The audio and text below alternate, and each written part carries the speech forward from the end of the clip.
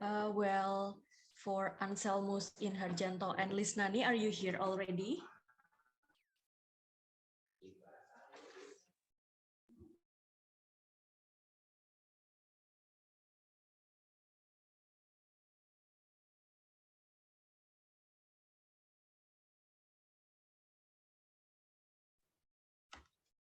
Once again, for Anselmus Inharjanto and Lisnani, are you here? From Musi Charitas Catholic University.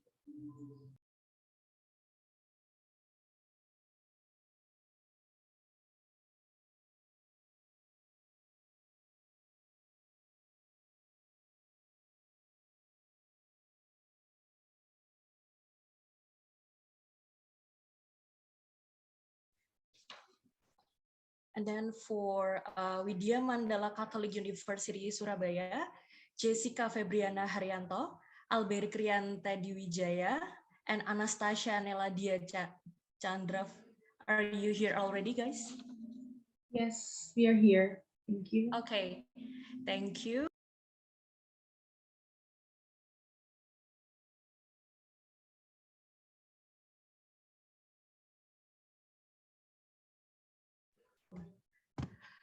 So good morning, ladies and gentlemen. Welcome to room 3 of the parallel session 1 of 4. I'm sorry, welcome to room 4 of parallel session 1 of LLTC 2022. My name is Alvira and I'll be the PIC of this room. And I will also act as the timekeeper and I will be reminding the presenter verbally 2 minutes before the time is up. In this parallel session, each team will have 15 minutes to present and 5 minutes for Q&A. Each presentation will be moderated by the next presenter. So without any further ado, let's just begin the first presentation by Anselmus Inharjanto and Lisnani from Musi Charitas Catholic University, and it will be moderated by Jessica Febriana from Widya Mandala Catholic University. The time is yours. Thank you for the chance. Ladies and gentlemen, let me introduce myself once again. I'm Jessica Febrina Haryanto from Widya Mandala Surabaya Catholic University, and I will be the moderator for the first presentation by Anselmus Inharjanto and also Liz Nani from Musikaritas Catholic University of Indonesia. And the title is Analyzing Reading Comprehension of Primary School Students Through Parenting Context. We'd like to welcome the presenter, Anselmus Inharjanto and also Liz Nani. Time is yours. Hello, good morning, everyone. Thank you, Jessica Febriani, for the introduction. Dear audience, shall I share screen? Okay.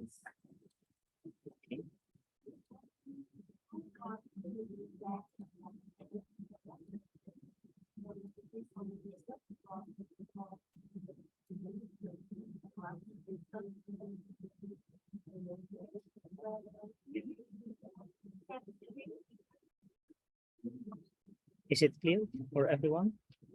Yes, we can see it. Okay, thank you.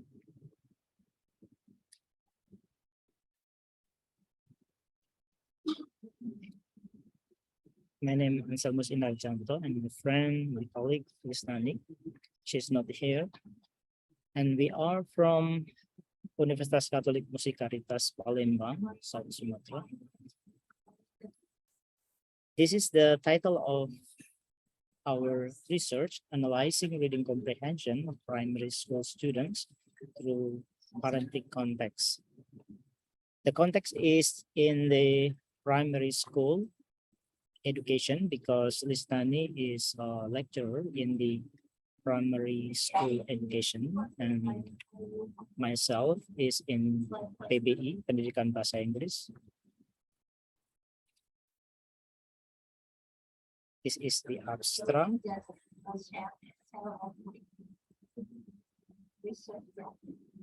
I don't want to read this. And I would like to underline the first sentence, actually. This is based on the result of the Program for International Student Assessment, PISA, for Indonesian context. And I'm sure everyone in this room is familiar with this PISA result.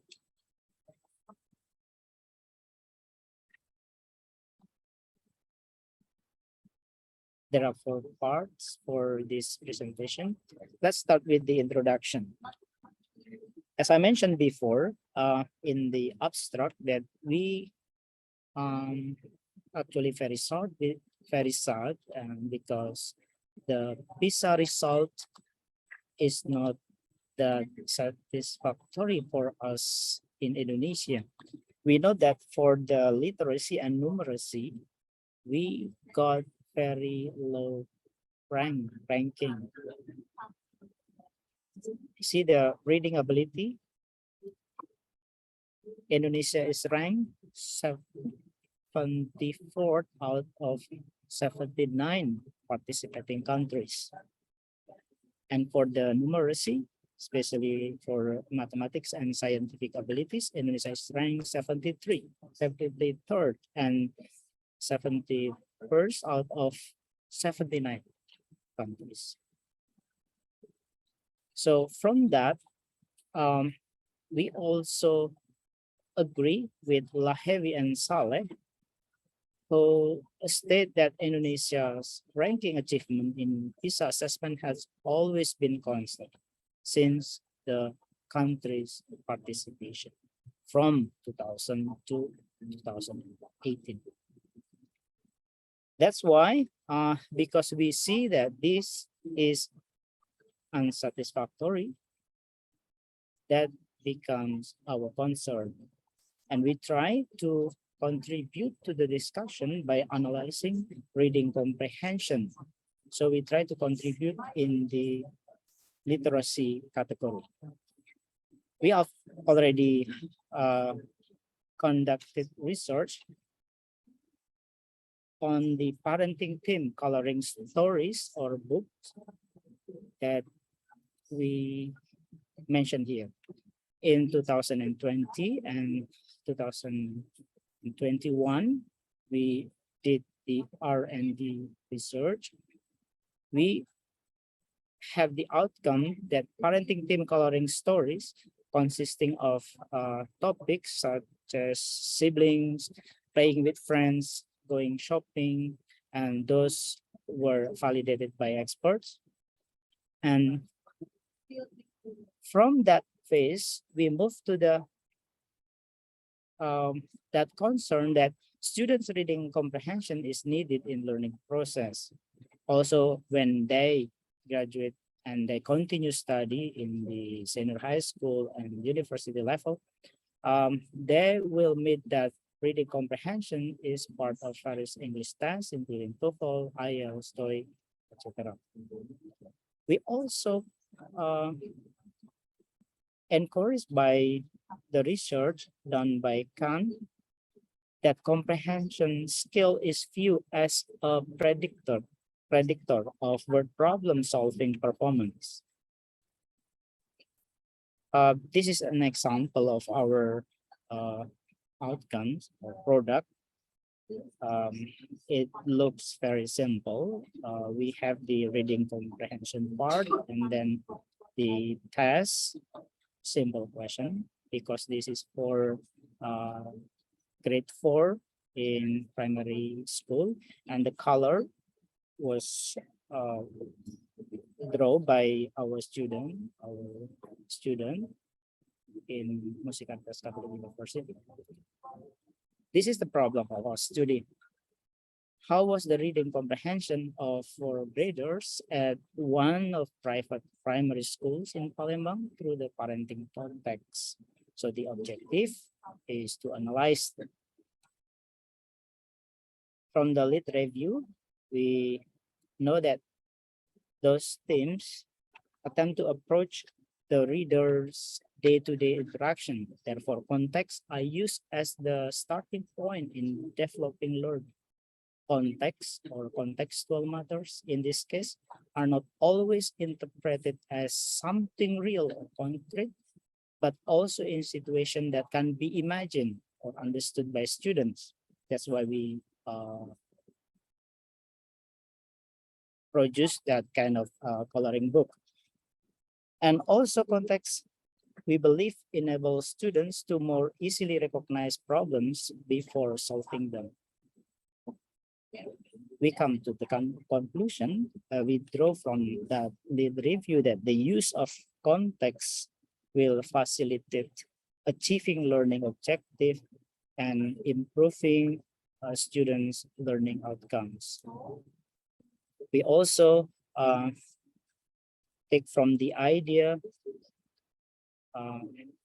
by Brown that reading comprehensions is the level of understanding of writing that the reader brings, information, knowledge, emotion, experience, culture to the printed world. Without comprehension, the act of reading is empty. This idea is also echoed by Klinger, Fong, and Boardman. We have also others that who say that reading comprehension is important as lifelong learning. Students need reading comprehension skills at all educational level and for all school subjects. I conclude this from all the review that reading needs comprehension, and also comprehension before the last sentence is an active thinking process. So we need some effort to do this. This is our methodology. The population is 156 students from that school, and we have a sample for the students. The instruments were tests, questionnaire, and documentation, and the research design, qualitative design, and we use purposive sampling technique. And this is the procedure of the research process in the class. We ask the assistance of the teacher to distribute the picture and so on, until they also help us to distribute the questionnaire. We were present in the school, in the classroom. This is the findings and discussion from the documentation. We can underline that those students were enjoyable in learning, and they seem serious in doing that or those activities. Here is the product from the coloring book. They spend for about 5-10 minutes to draw this kind of picture and color the picture. From the test, we find out that the result were above 85 and even above 95. Score and marking were done by the teacher and also our students. They found out that kind of result, and we also note here that the students seem to work harder to do exercise and color picture 3 especially, but picture 2 seems to be easier to be comprehended and colored. We also put here our result from the questionnaire. For example, when we ask the students whether you understand the story or not, they say that I understood the story well. There were 92%, and I enjoy doing this activity.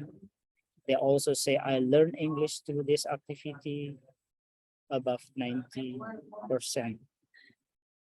Also, they learn from the picture and understand the story based on the coloring book. This is our conclusion. Majority of students participating in this research perceive that they are likely to learn English through coloring pictures and reading stories. Participants seem to like and enjoy doing that kind of activity during English learning and teaching process. For the pupils, pictures illustrating the story are considered attractive. Students state that they understand the stories and their message for them, even though some students also struggle with the vocab. And the final one, if the coloring stories are intended to deepen students' appreciation to the parenting roles, those stories are likely to be beneficial. We also understand the limitation of this study because it was conducted during the pandemic situation. So the student attendance were limited because their presence should have parents' consent. Also, we suggest that we have more complication in order to encourage students high order thinking skill, because we feel that those kind of stories in the context of the primary school was so easy to to to do, and they feel they can do that very quickly. Thank you. That's the end of our presentation. Thank you, Jessica Pribian. Back to you. Thank you, Salmasin and Harjanto. Now I'd like to welcome the audience to give questions or to also confirm with the content and also the presentation of the speaker.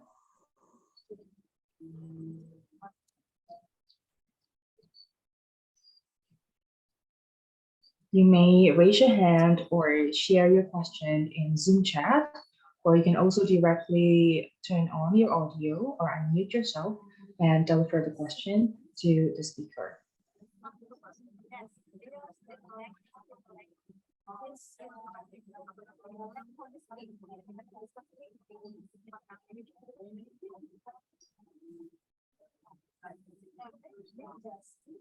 I think everyone is busy, Jessica. So Yeah. Okay. I see Yohanda Seri Pradoto. He's sitting beside me actually. We are in the Driarkara Sanata Dharma University actually, because yesterday we have the SPBE meeting. Okay. Okay, that's fine, Jessica. I'm happy. Thank you. I'd like to then give it back to the PIC, or how should I continue? Yes. Yeah. Okay. Well, before we move to the next session, I actually have a question here. So, hello, Mr. Inharjanto. So I would like to ask a question actually. You said that your study used purposive sampling, right? And it is one of the technique of a research to collect the data by using particular consideration, if I'm not mistaken. And so based on your study, what are the things that included as your consideration on collecting the data besides the parenting context that it's chosen itself? Thank you.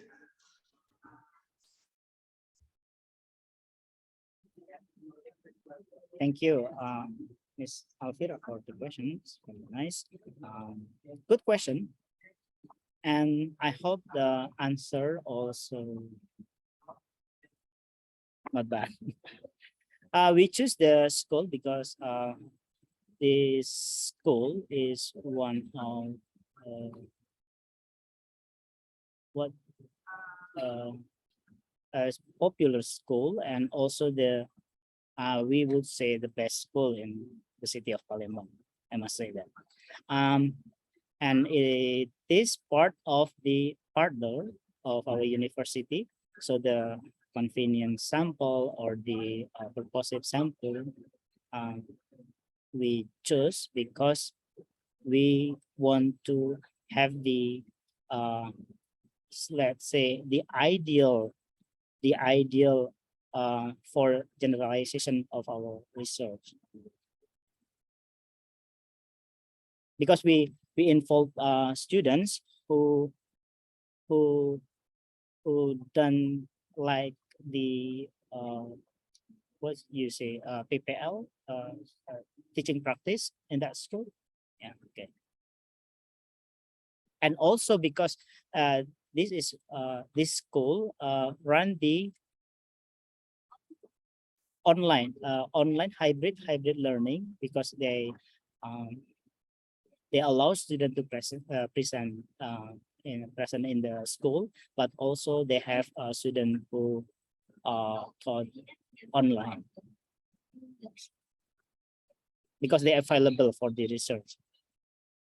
It was very hard to find the primary schools during that pandemic situation. Is that clear, Afra? I hope. Yeah, okay. Well, thank you for answering my question. And is there any participant who wants to ask something before I move to the next presenter?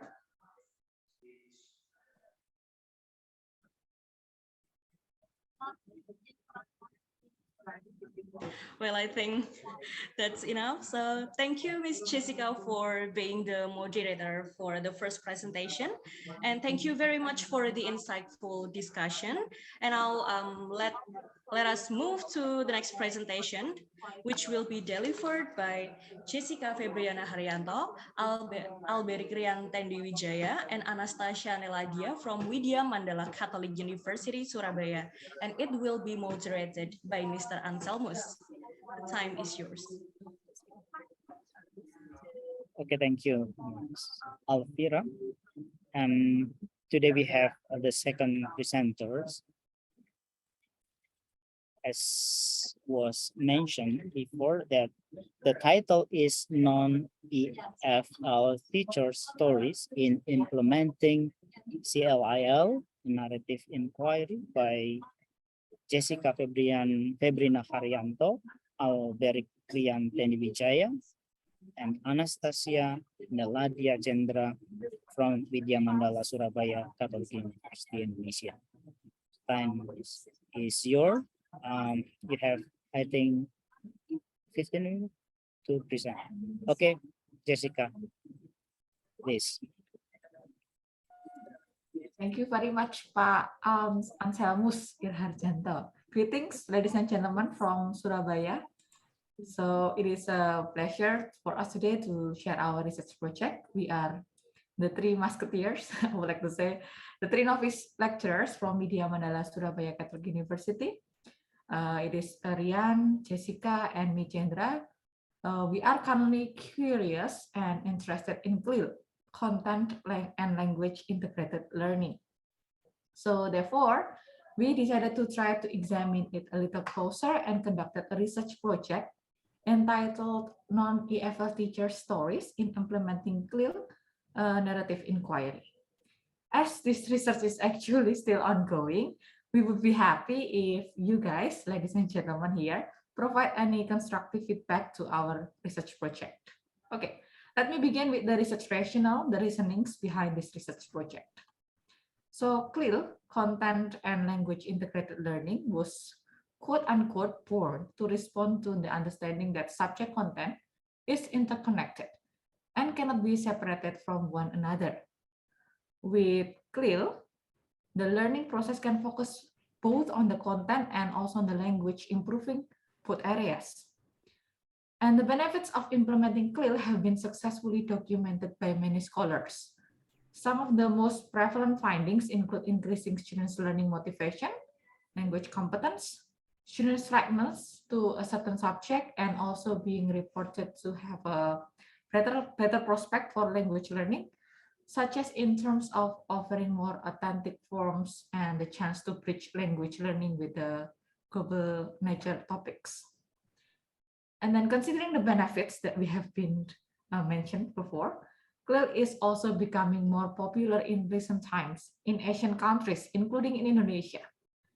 A case in point, in the context of our present research in Indonesia, there is a growing number of schools that start to adopt CLIL to their curricula. So blending national and international frameworks, or sometimes just adopting some of international materials, these schools often adopt CLIL to incorporate English as the medium of instruction across the curriculum. But yeah, despite of the popularity and benefits, implementing CLIL in Asian countries like Indonesia is quite challenging actually. Among those challenges, you can guess that challenges related to the insufficient language ability of the teachers itself and also the students becomes prevalent, especially in non-English speaking countries. It is probably worth noting that English is considered as a foreign language in Indonesia rather than the first or second language. Therefore, it is quite common for assigned teachers, for example, to master the subject content, yet not having sufficient ability to teach subject in English.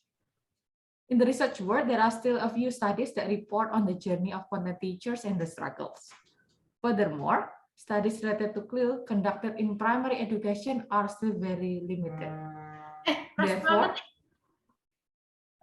to mention the gap and to add something to the existing literature, the present research aims to tap deeper into the implementation of CLIL in Indonesia.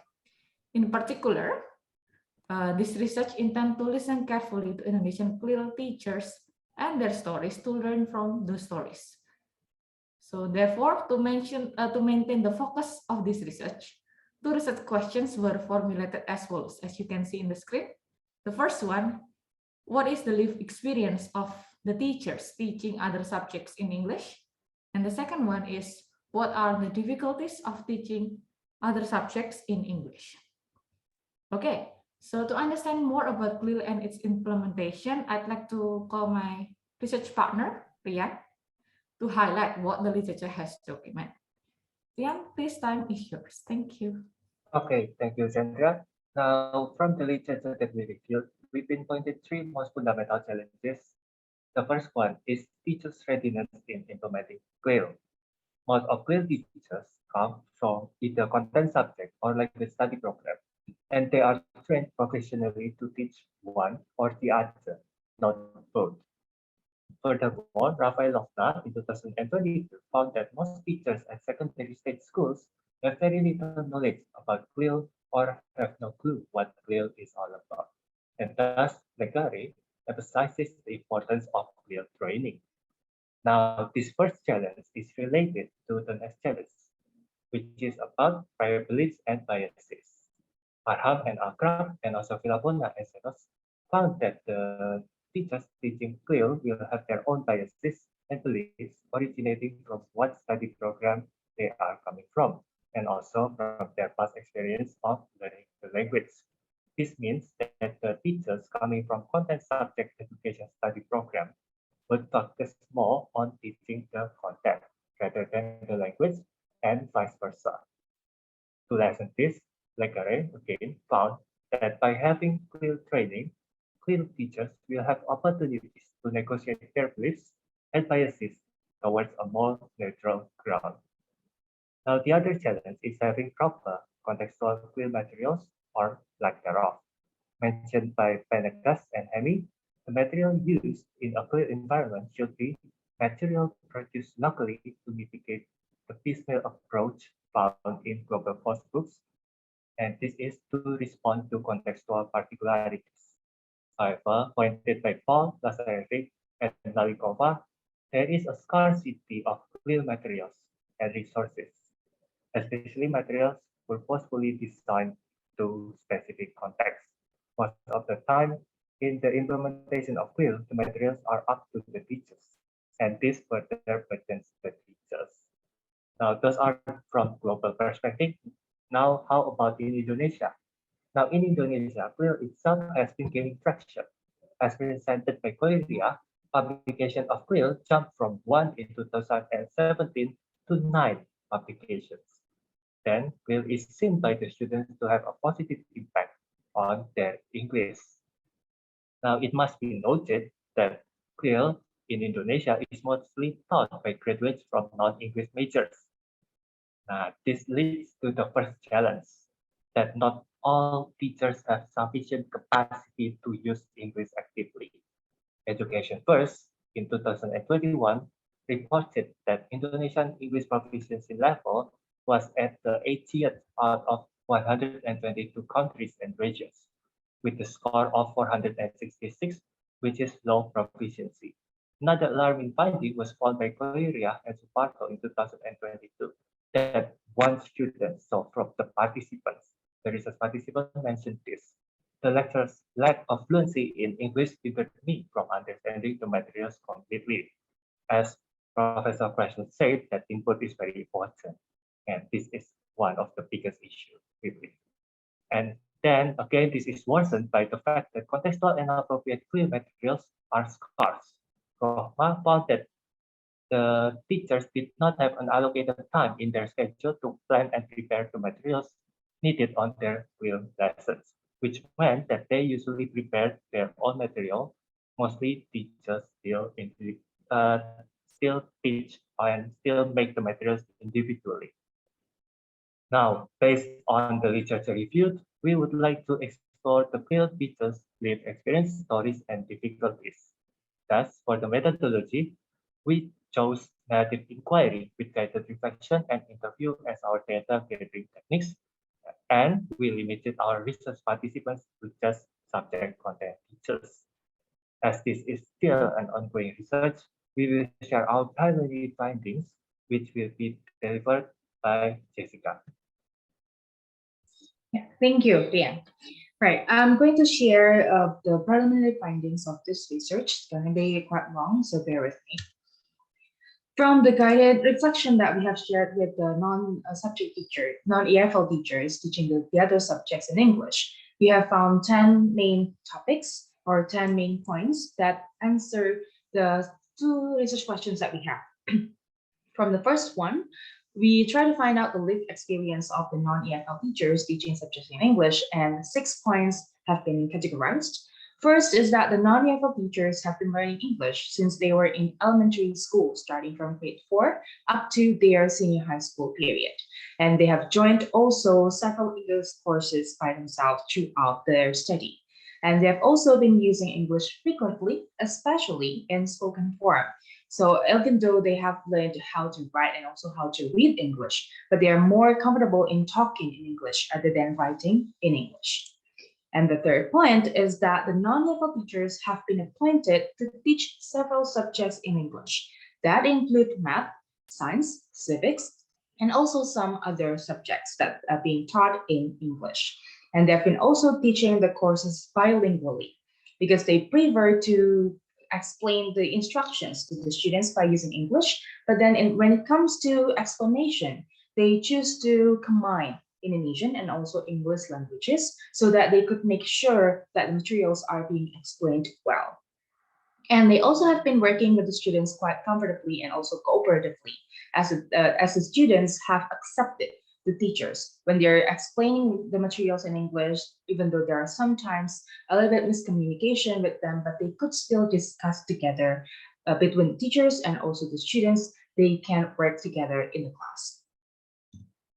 The next four points answer the difficulties of teaching subjects in English. So the teachers or the participants mentioned that the first problem that they encountered is how they lack of English vocabulary and also grammar competencies. So even though they are talking in English very well or quite well, but then they have difficulties in choosing particular vocabularies to explain particular materials or content materials. And they find it hard also to make sure that they use proper grammar or proper tenses when you're explaining the materials to the students. And that because they are not confident using the grammar and also tenses, then they are afraid that the students cannot understand them. So they again choose to change to Indonesian language or to choose to switch to Indonesian language to make sure that the students understand their explanation. The second point is that they also feel that they lack of English competencies in written form, especially when they need to compose or construct assessments to the students, because most of the assessments are in written form, and they also need to check their spellings. Because when they're talking, they don't really consider it the spellings, but then when it comes to the written form, they need to check it again to the dictionary or to the internet. The third problem is that the students have different levels of English competencies. Even though there are some students who can help them find the proper vocabularies when they are trying to figure out particular materials, but then there are some students who are not used to talking English, especially when they're at home. They are not used to talking English to their family members, and they bring it to the school, and it is hard for them or for the students to understand what the teachers are teaching in English. And the fourth problem is that more CLIL trainings are needed.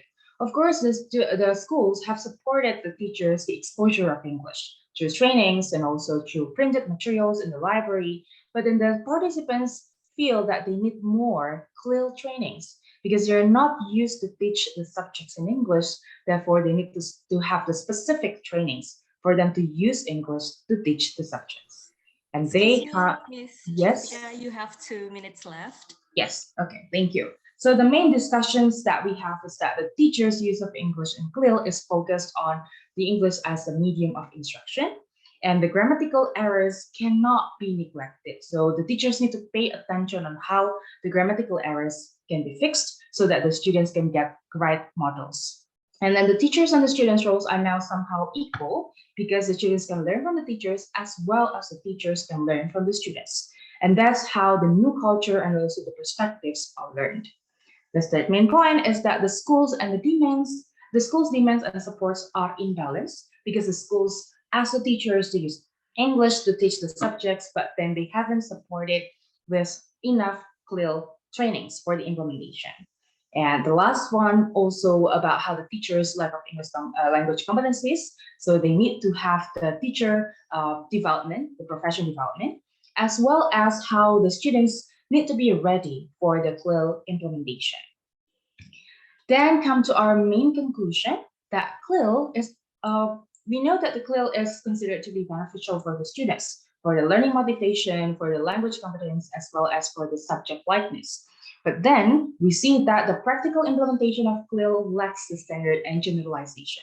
So almost all of the non-EFL teachers that we found implemented CLIL in different ways, in each class and also in each school.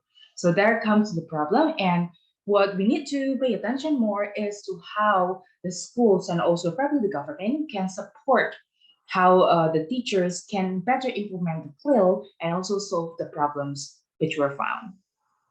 That is all from us. Thank you for listening to us, and don't hesitate to ask any questions. Thank you.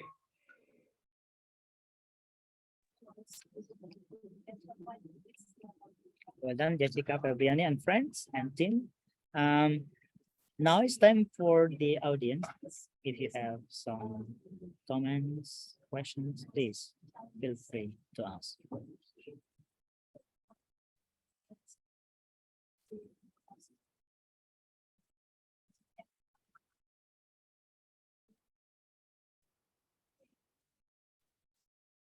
Alfira, are you ready for a question?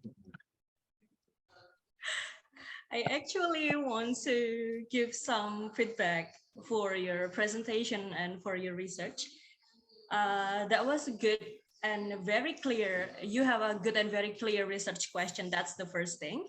And then the gap of the study is also clear. And of course, you have such good topic to be discussed, Miss and friend.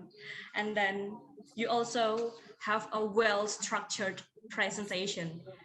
I mean, like, your topic is very interesting, like, and you know the problem well, like, as we know, CLIL, like, if I'm not mistaken, it has been implemented in Europe, and some countries in Asia start to implement it too.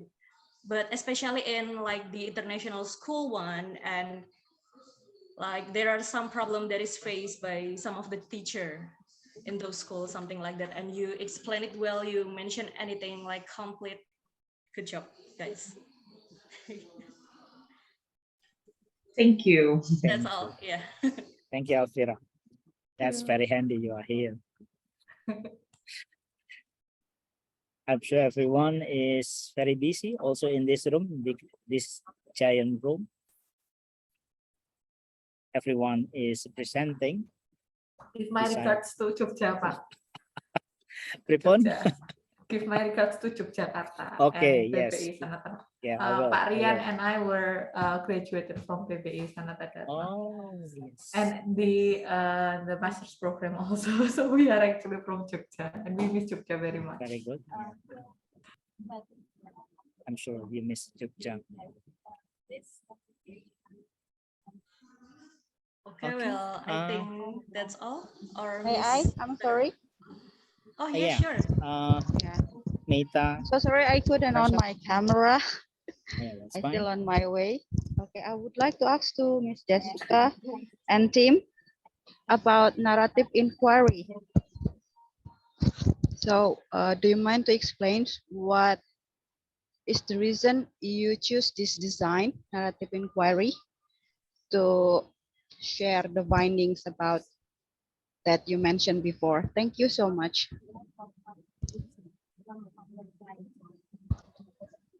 Okay, thank you, Meta, for your questions. Now, yeah, for narrative inquiry itself, because we are actually, our goal is to look and to delve deeper to, what's that? To delve deeper, to look into the teacher's lived experience. Therefore, we believe that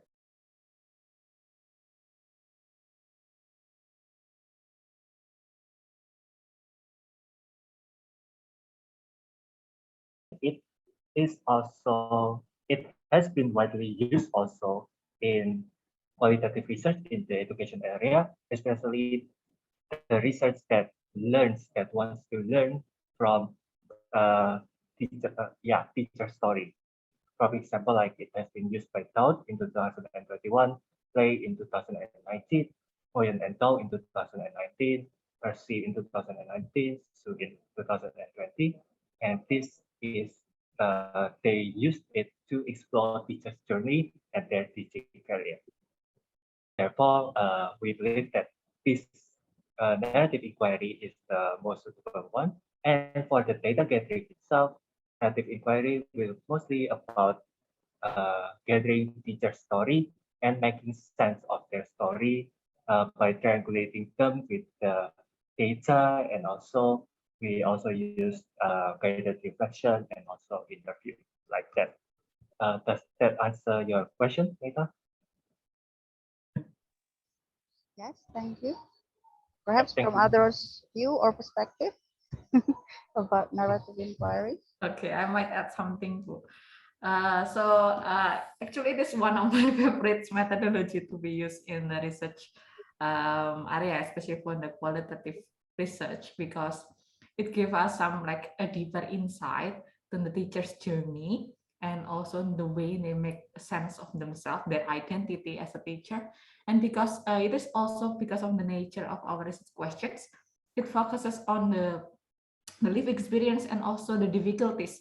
So imagine, yeah, if it is my imagination, still my imagination, if the participants is required to teach science in English, but she or he doesn't really know how to teach something in English, probably because she or he has like past experience about their own journey, their own relationship between the teacher and also the English language. Is there some kind of trauma? Is there some kind of embarrassing situation when he or she, the teacher itself, was a student at that time? So probably the difficulties can stem from that their experience in the past experience. So I think narrative inquiry become a suitable research method to be used to towards dig deeper to that kind of experience, so we can understand the teachers better. Thank How you. about, I think I was I'm sorry. focusing. Okay, thank you. How about the ethics? It means that when we want to share the information about the participant story, what step or what do we need to do to get their trust? Miss? Okay. Yeah. So first of all, we do not force the participants to join our research first. And then if they decided to join our research, of course, we provide the usual informed consent, informing what is the purpose of the research, what is the research questions, what is the procedure of the research, and also the understanding that the teachers can withdraw themselves from the research whenever they want. And then usually before we publish our research, we do a member check. Excuse me, Miss. Okay. Like the time for the time is up. session is. Okay. Yeah, the time Thank is you up. very much. So yeah, We have like 2 minutes left. Okay. So, yeah. Okay. Thank you, Mbak. Yeah. Okay. Well, so let me finish the sentence first. Oh Mbak. yeah. Okay. So we do a member check. We give back what we have written, our coding and etc. For the participants to check whether or not our understanding, our interpretation about the stories is correct. Thank you. Okay, thank you. Okay.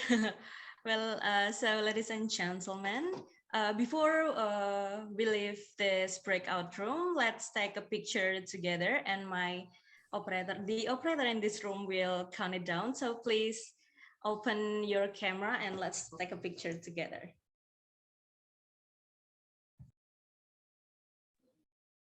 Okay, 1, 2, 3.